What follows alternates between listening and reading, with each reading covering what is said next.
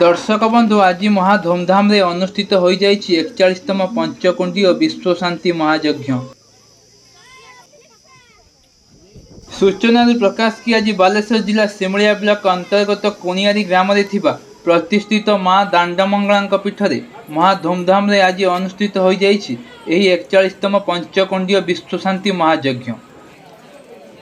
एथिरे समग्र सिमुलिया तथा सिमुलिया बाहर बहु श्रद्धालु मानकर समागम होइथिया बेले दांडमंगला मंदिर कमिटी तरफ समस्तों पई प्रसाद सेवन व्यवस्था करा जाइथिबा देखिबाकु मिलिथिला।